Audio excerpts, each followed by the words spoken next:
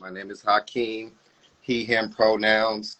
I am a senior transfer student at UC Berkeley. I'm also an underground scholar. I'm formerly incarcerated. I've done over 18 years in the carceral system.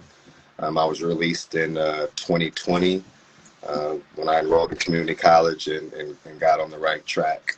So tell us a little bit about what I was just mentioning in the intro, you know, that I know that folks at All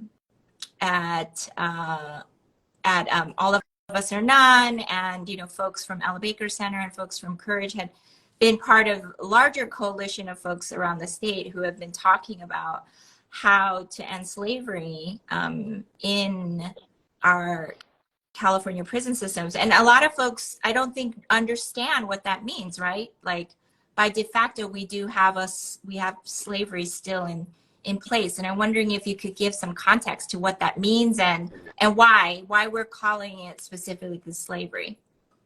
Oh, you throwing me on the fly here. I like that. So I would, well, no, because don't get me started on this. I would absolutely agree. And I would say maybe not even by de facto. I would say, I mean, literally, it's just a replica of slavery in a modern era, right? And the way I describe it, that when slavery ended in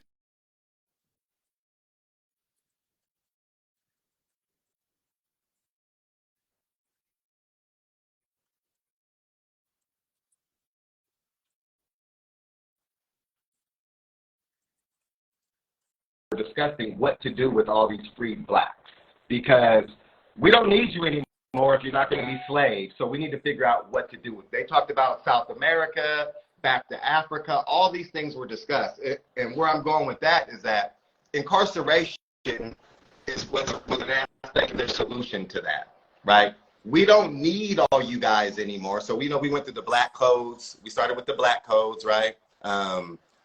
And then we went into, we've had these eras where they basically shown that we're going to keep you incarcerated in some form, right? And I like to call it like a meal at Taco Bell. It's all the same stuff folded differently, right?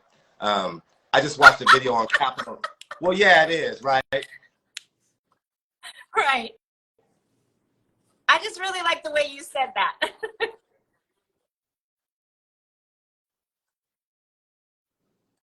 That's what's up. That's what's up.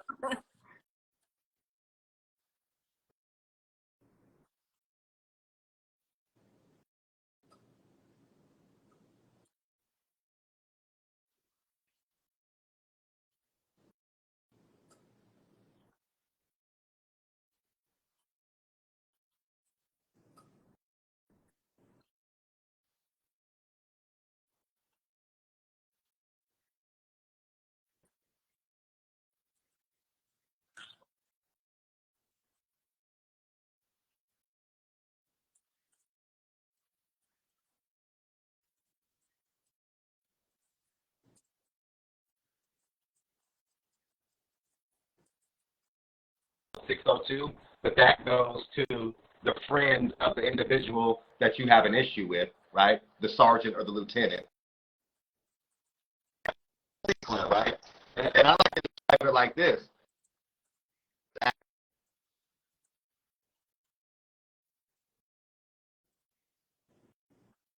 And you still see how they act. So just imagine with a correctional officer in a facility behind these walls where every individual that they interact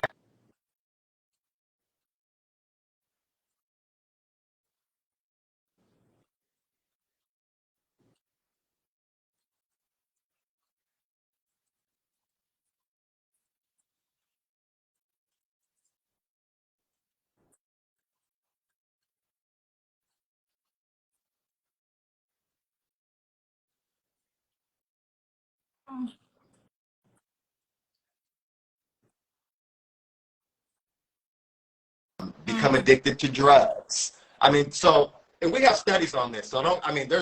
So we have studies back in this. And when I testified in front of the Senate last month,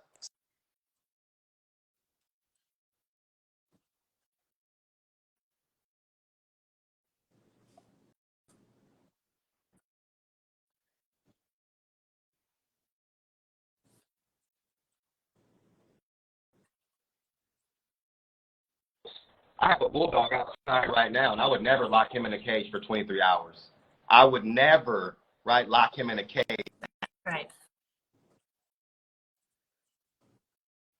I wouldn't do it, right? So I feel like this bill is, it's a humanitarian bill, but it's also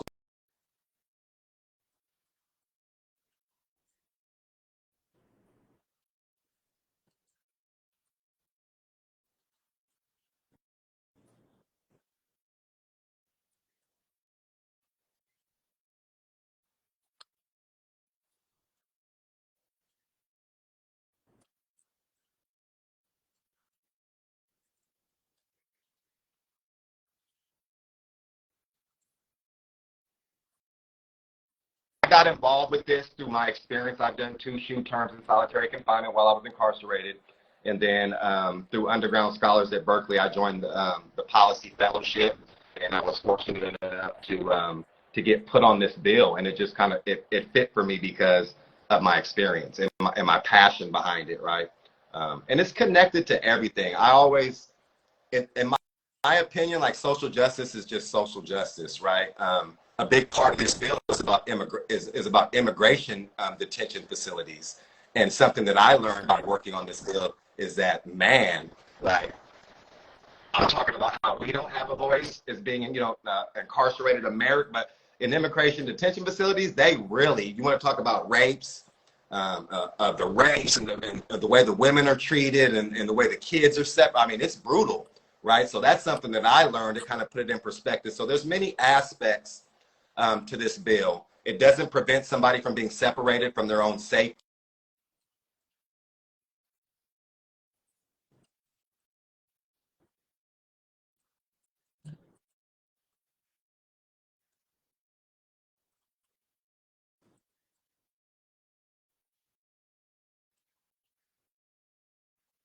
Society, my life, I grew up, my mom was addicted to drugs. My dad was physically abusive. I was raised in a gang-infested neighborhood in Sacramento.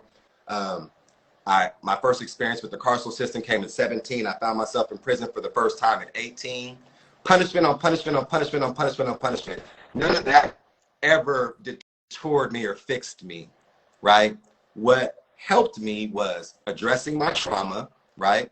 And understanding what was causing me to be so angry, right? And then 2, replacing all that other stuff with some sort of purpose, right? And I haven't thought about any of my own behaviors. I haven't, and my life is more fulfilling now than it's ever been, right? In a very short period of time. So I just enjoy the opportunity to work with organizations like you guys, Ella Baker, and I'm always down to do anything I can to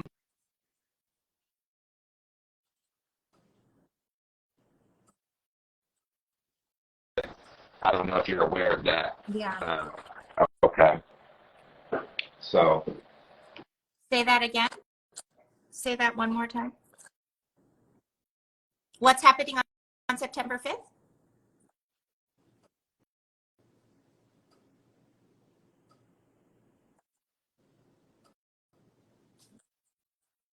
So I organized, I don't know if I'm breaking up. Am I breaking up? Was I breaking up? Yeah. Okay, that last part, you were talking about September 5th. Yeah, I'm sorry. So I'm organizing an event on Berkeley's campus. We got reserved a spot on Lower Sproul right there in the center of campus, but just a preemptive event to try to generate some energy and I think we're going to have 2 or 3 buses that we're going to try to fill to get people to go out to Lobby Day on the 7th. Oh, God. So I actually have some professors that are participating. They're actually excusing some people from class if they want to join. We're providing lunch. So, just because, I don't know if you're familiar, but the Ashker settlement that was about 10 years ago, just got a non-extension. So basically solitary confinement is back to how it was when the Pelican Bay hunger strikes took place. Got it. And I appreciate. I'm sorry. Got it. That's okay. No, I think I think that context, and really appreciate you like sharing your story, Hakeem. Like, I know that, you know, I don't know personally, but like, you know, knowing what it means to have to like tell your very traumatic story Yeah. in open spaces, right? It's not, I think we guard ourselves, we detach ourselves from our bodies in order to be able to do that. But I appreciate you sharing that, and I appreciate you sharing it in the context of like, this is why you do the work that you're doing. Right. And I also appreciate the story that you're telling around, it's not even a story, like factually around like not only history and the way it plays into like our current prison system, right?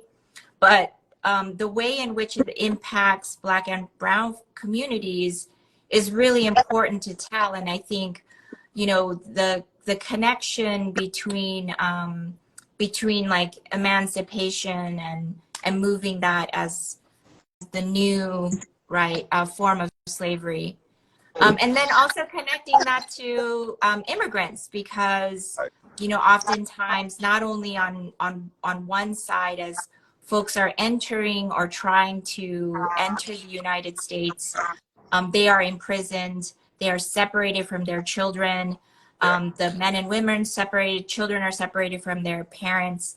And there is a lot of violence that is happening, particularly on our southern border between the US and Mexico, right? The amount of like inhumanity, I think, what you're touching on, right? Because it's like to me, I think that's probably one of the most important pieces that you talked about, is like the way in which, in order to continue to have this prison system, you have to dehumanize these people.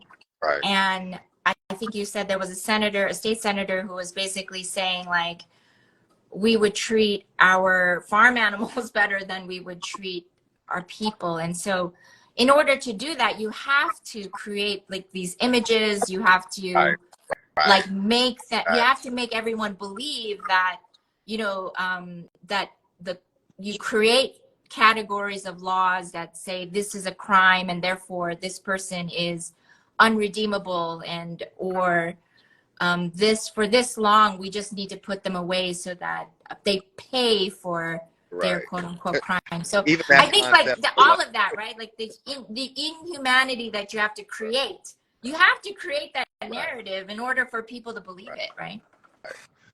Right. And then you call it justice. Yeah.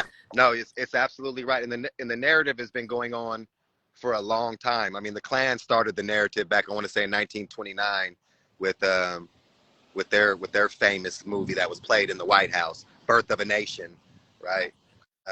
So yeah, the narrative, and you know who controls the media and the XYZ. So it's all connected. It's all Taco Bell. You know what I'm saying?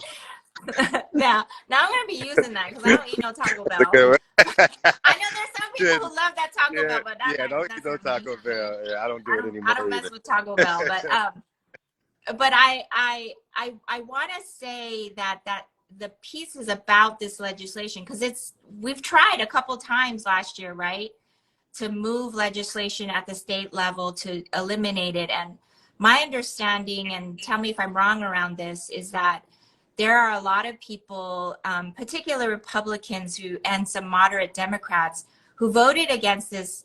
And my sense is that it was, you know, around the capitalism that is involved with the prison system, right? Because if you don't have people who are in prison, you don't have the ability to put them in solitary confinement. There's a lot of like business that's involved with that. And the prison system themselves, and then the prison officers, right? The police officers association that are part of that, they are a huge lobby at the state level. So I know that I feel like that is one of the reasons why it hasn't been, because it sounds logical. Like we want to get rid of slavery. And so I'm just curious if you could shed a little bit of light on why we haven't been able to. Yeah. That's very interesting. I think I think a big part of what I've learned doing policy work is that when it comes to legislators, what kind of catches their attention always is finances, fiscal things, right? Obviously, and safety. Um, Unfortunately, we become so accustomed to thinking that it's cheaper to incarcerate people, right? When we have so much data that shows, like, for example, they said that doing away with solitary confinement would save the state anywhere from $40 to $60 million a year, right? Because it's so much more expensive to hold people in solitary, right? I mean, it really is. So you have that aspect of it, and then I think a big part of it is you really have to understand how ingrained this is in our society, right? I mean, you really have to think about what would this society be if we took away the police and incarceration. We would have, no, I'm just saying, it would be, right? So it's so ingrained, right? Yeah. I mean, I've literally, this is what we're up against. Not the last time that I testified, but the time before that, I made a comment just on the whim about the racism that's just in the fabric of our society, right? Whether it's politics, and I forgot how I worded it, but it was something like that. So after I was done, I had a senator come up to me, and she, with a straight face, asked me, why do you think, or why do you feel like there's racism in our, in our structures and our institutions? And I thought she was joking. I really thought she was joking. She was dead serious, though. Here's the thing. This is an I'm laughing, but woman. it's not funny. This is an intelligent woman. This is a woman who makes very important decisions about laws. I watched her make a vote on a new fentanyl law that's coming down that's going to impact our communities. Anybody getting caught with a colored fentanyl pill starting next year is going to get an automatic 9 years. 9 years? It's an automatic 9-year enhancement. And I'm going to tell you why. Because you had 30 white parents coming to the legislation talking about how their sons or daughters overdosed on fentanyl, and I'm sure that they did, and I'm sorry for that. But what they didn't say in their stories, they're making it sound like these are 6, 7, and 8 years olds who got in medicine cabinets and saw colored pills and took them, so they OD'd. No, these were 22-year-olds, 24-year-olds who were drug addicts. And unfortunately, you know what I'm saying? Sometimes that's what happens, right? And I get it. Maybe something needs to be done. But unfortunately, though, that law, I sat there for 3 hours listening to it. That law is going to impact the people that I know. It's going to impact, going to impact little dudes that have no idea. You know what I'm saying? Like, so I'm just really getting a big picture. And then the other part is I'm fascinated by it because that's where the power's at, right? That's where the choices are making. But it's a little daunting when you realize the type of, like you said, this type of bill should be a no-brainer. What do you lose by making sure that somebody has some humanity? Here's the thing. It doesn't mean that they're not going to prison for what they do. It doesn't mean that, it's like even in the bill, it doesn't mean that if while you're in prison and you do something wrong that's illegal, they'll take you back to court, right? There's consequences. There's consequences for everything. We're not saying that. All the bill is saying is that in all of that chaos, right? You're sending broken people. When I was in prison, I was broken.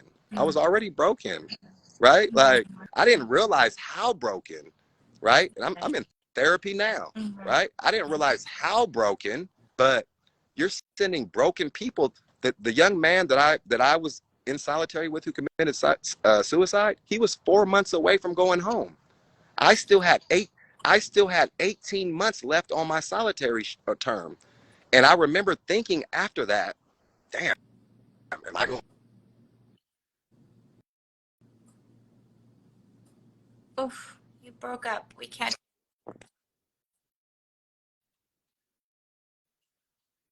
Now that are just, and I'm one of the fortunate ones. I'm gonna be honest. Like I'm one of the fortunate ones. So to answer your question about the difficulty of the bill, I think that like for the governor, we got the supermajority in the assembly, and we're really trying to get the supermajority in the Senate right now, right? But I think when it comes down to politics, it's about, okay, what does he have to gain?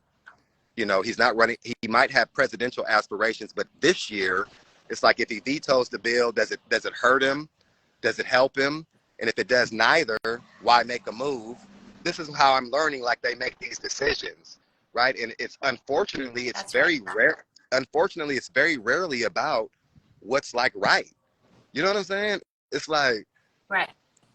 I Right. just Well, I mean, you were asking like what gets lost in that $40 million, right? It goes to the prison, the private prisons that it's not like, and it goes to the prison owners and it goes to their stockholders, and it also goes to the officers, right? Because they get paid very well, and so I think, and then there's all the things that are attached to it, the commissary, the like the some of the corporations that have contracts with the prison system to use workforce, right? From like to basically give very, very little wages to prisoners to do work on behalf of these corporations. So that's the amount of, that's to me one of the biggest crux of this right. that a lot of folks don't talk about. Absolutely. And I Absolutely. really appreciate you mentioning the governor and the role of the governor. And I think that a lot of folks like think that, you know, it's one or two things that a lot of people kind of walk in the door and think, oh, well, you know, they're good people and this is my representative, so they're just going to make good choices, you know. And in fact, like there is actually an incredible amount of influence and you know, at Oakland Rising, we never move on supporting anything, and our policy priorities, our shared policy priorities with our collaborative, we don't move without looking at the political landscape. Right. Right. We don't move without knowing like where people are, you know, positions are, and are they up for election? Is there money coming in? Where's the money coming from? Right. Who's backing this, who's not backing it, and why? Like those kinds of things are important pieces, and we try to like really share that in, you know, on spaces like this. But like I think a lot of folks don't think about that level of the actual policy work that on the day to day, Right. especially at the state level, to like learn like, I mean, what is 9 years going to give somebody? Like, so they have it on them. You just imprison your child for 9 years without insurance that any investment is happening in the state prison system to, like, for fentanyl, right? That there's no insurance that they're getting that drug and alcohol treatment, right? No, it's like, not. Because that's just punishment. This is just punishment. So that, to me, that's like, it's like, so you wanted to do something to help other families, prevent them from having, you know, any, you know, to have to face that kind of pain as a result of drug use, but you are also just willing to, let's just lock them up. Like that to me logically doesn't make sense. And again, just going back to, this doesn't make any sense, but the current system does it, right? But this Mandela Act, there are pieces to it that I think are really important. Like, what are some of those like shifts that are really small? To me, they seem small. I'm sure at the They're like small. Listen, New York, like, feel big, but it's like New York, you know, New York just passed a bill on solitary that's way more. It's way more encompassing than the Mandela bill. Okay. It basically abolishes it. It basically abolishes it. So this is not, we're not like at the, and I'm only saying that to say that you're absolutely right. Overall, very, very moderate. I'm frozen. Right. It is very moderate. Yeah, no, it is. There's like that piece around it, right? Like there's and to be clear, can you just be really clear about what the Mandela Act is doing? And it's specific to solitary confinement, correct? Right. It's specific to solitary confinement in California's jails, prisons, and so here's another thing that I failed to mention. So CDCR has come out with some regs per. What's CDCR for folks to know? California Department of Corrections rehabilitation. So per inference from the governor, CDCR came out with some regulations, basically addressing basically they don't want the Mandela bill, but what they're coming out with is some regs saying, we'll do this. We'll basically keep better statistics. We'll tell you, we'll keep more data on which races are going back there for how long, all this Taco Bell, right? It's like, dude, you guys, and people also need to know the hunger strikes were 10 years ago. People almost starved to death in Pelican Bay 10 years ago to try to resolve this, to try to bring this to light, right? Just last week, the Ashker settlement, which was the settlement that came out as a result of the hunger strikes, which was supposed to have all these regs, right, for solitary. They've been sued umpteen times for not implementing them, not holding up to them, right? Not because they have no accountability. Like something on a piece of paper, you can wipe your butt with that if nobody's going to hold anybody accountable to it, right? So the Mandela bill is going to hold their foot to the fire when it comes to letting people out of the cell after 15 days. There's certain groups of people that can't be places. Listen, we've had women give birth in solitary confinement. I actually have video, not of her giving birth, but of the thing afterwards. I'll email it to you. It was like some of these stories I've never even heard of. Like I've been through some stuff, but there's always levels to stuff. I know people that have done 15, 17 years in solitary confinement, right? So certain groups like pregnant women, people under 25, certain groups just can't go to solitary, right? And then for everyone else, it's nothing over 15 days without being guaranteed that you get to come out, you get to talk to someone.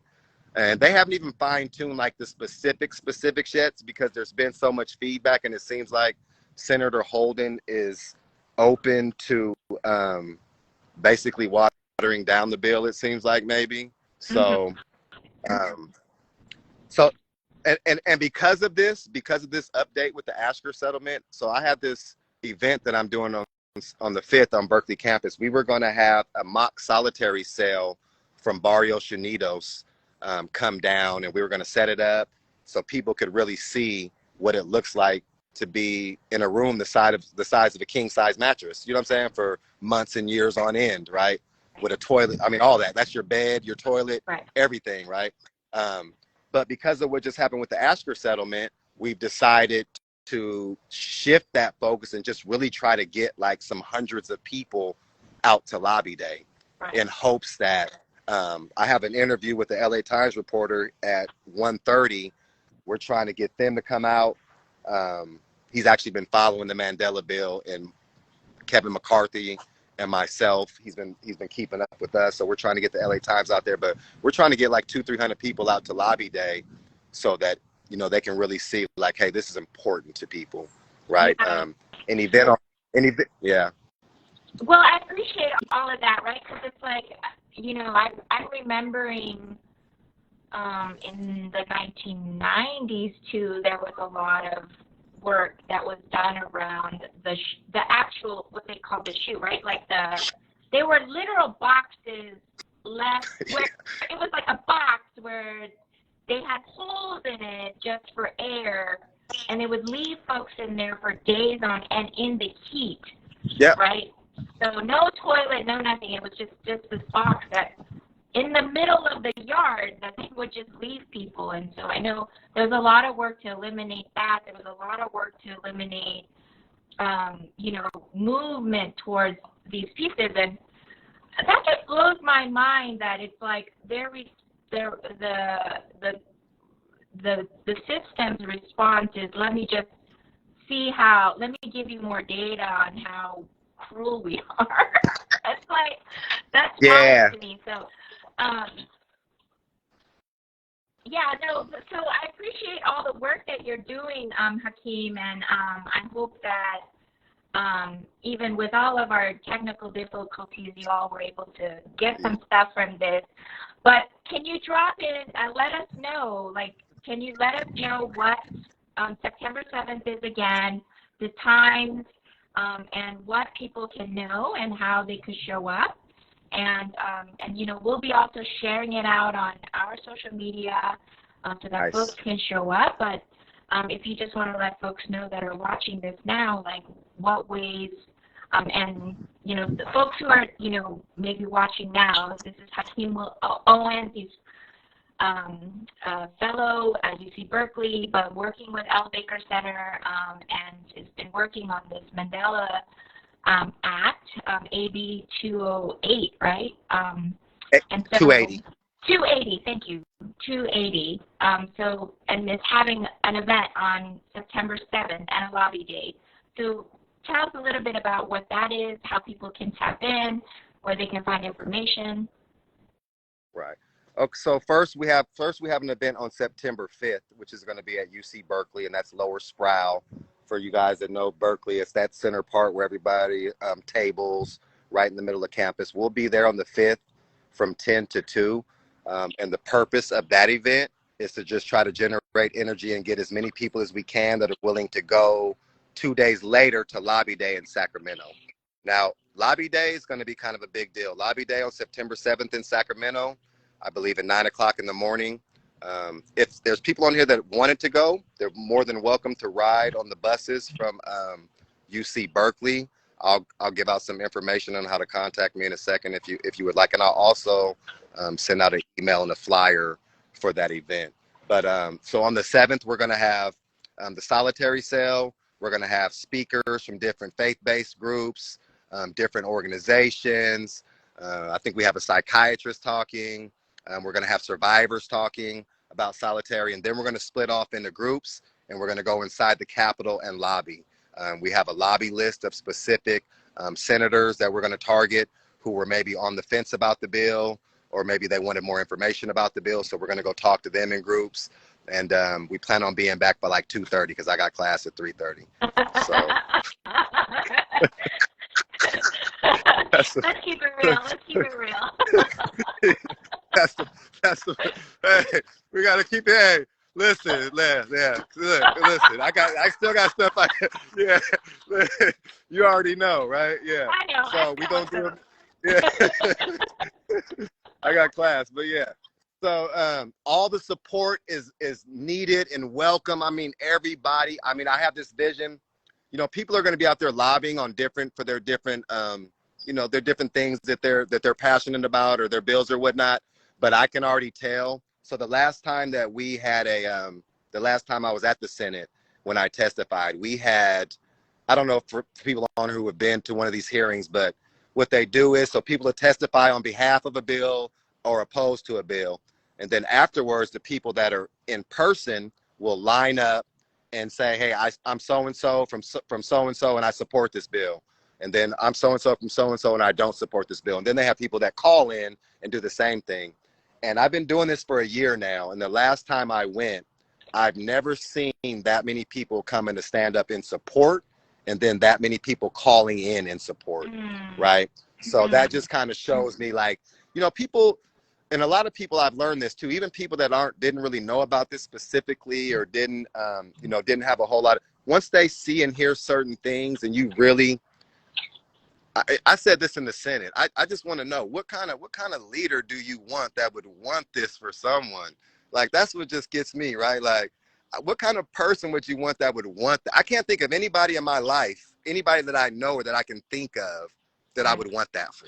Right. And here's the thing. I'm not one of these people either that say, I've been around enough dangerous people in my life to say, okay, I wouldn't want that dude living next door to me, right? I'm not one of these people that think that, consequences don't have actions. I am one of these people that knows that this system, as it stands, right, is the problem. And we know why. You know what I mean? We know why. Well, we So, have with Oakland Rising, and we sit on the Alameda County District Attorney Accountability Table, and we had a panel last week on mental health and diversion. Some of the stories that were so for folks, it's posted on the DA Accountability Table, like IG, on their feed, but we did a live stream of that there, and just some of the stories that were told there was just the impact, like the mental health impact, like that we were talking about how folks were sharing about how their personal experiences, like that the prison system actually exacerbated the problem, and the level of mental health, and that impact that we're just continuing to exacerbate it. And for me, if, conspiracy theory, whatever, but like that, to me, it's like, well, they want that in order for them to continue to have the prison systems that can continue to make money off of people's lives, right? And that's not a conspiracy. Yeah, that's definitely not a conspiracy theory. That's definitely actual factual right there, for sure. Right. It's all connected. Yeah, it's all connected. And it's reflected out here in society, in the streets, not just the mental health, but just the whole breakdown of like the moral and the familial, guidelines, right? Like, and it's all connected, right? Because it's hard to argue when you see, I don't know if you saw the news when all those youngsters hit that mall, Bayview, right?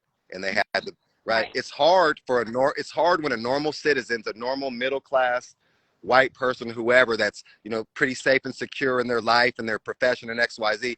It's hard for them to understand why that group of people doesn't need to be punished or doesn't deserve to be punished. Right. A lot of it has to do with what you've described, the conversation that's generated behind these things for so long. Right. All that's part of it. But to them, and you get politicians on the news that'll say it all day, especially Republicans. If you watch the national news, it's a big, I'm going to be honest, and it's kind of scary because of everything that's going on right now. There's a big, Trump was just on the news the day before yesterday, saying that he's bringing back stop and frisk if he gets elected, right? You get people like DeSantis that say even crazier things. I mean, there's a big push. There's a big push coming back, like from the Reagan area, right? When it's all about, punishment, incarceration. They did away with affirmative action. That tells you how they feel. That tells you that they're saying, look, 400 years of slavery, 100 years of Jim Crow, 58 years of affirmative action, and we're done with that. You guys should be good now. Why are you complaining? Right. We don't need to teach about slavery anymore. You guys should be over that. What do you mean trauma, right? So this is the mind state. Like colorblind racism, right? They've moved past the idea that race should impact you anymore. Right. So that's what's scary. That's what scares me. Yeah, so I hear you on that, Hakeem, and I appreciate even with all the technical difficulties, like you coming on here and like sharing your story, and I appreciate it as well. Sharing the space and the information about this, and appreciate all the work that's going into like really fighting for this. And so, where can folks like tap in to get more information? We'll be posting a little bit about those the information that you shared with us. But where else can folks go to get more info? Yeah, I'm gonna say right now, the best way is gonna be tap in with me directly. I'm gonna give out my email and my phone number for anybody that wants to coordinate, collaborate, participate in any kind of way. I do have some other stuff that I can email out when I get in on my computer. I'll email you some flyers and some specific information about the bill, some statistics. But for those that are interested, my email, which is always a great way to catch me, is h_owen@berkeley.edu. So that's Hakeem_Owen@berkeley.edu. And you can call me at area code 775. Sorry, I'm going to stop you there. Don't give your phone number. All right, don't give my phone number. It's okay, good. That's good. Okay, good. Right? So email. We're not going to do that. Yeah, we're not going to do that. But okay, that's cool. The email will be enough. I'll put it in the chat here. Hakeem_Owen. No, just H_Owen. Got it. That was my fault. Yeah, my fault. At UC Berkeley.edu. Berkeley.edu. Okay, yeah. So send send an email to Hakeem, and then you can get more information how you could tap in. Hold on. No S. I'm sorry, guys. No S. No S on the Owens. Okay. H_Owen. No S. H_Owen. And then it's not UC Berkeley. Just at berkeley.edu. At berkeley.edu. Thank you. Thank you. I got you. All right. I'm blind. And to the top, y'all can email Hakeem. Please do, guys. Anybody. Yeah. If we have any survivors, if we have any people that are impacted, if we have anybody that wants to talk to a senator, please hit me up. We can make it happen. So I appreciate you guys. Yep. Thank you so much. Have a great day. Thank you. You as well. Appreciate it. Bye. Bye.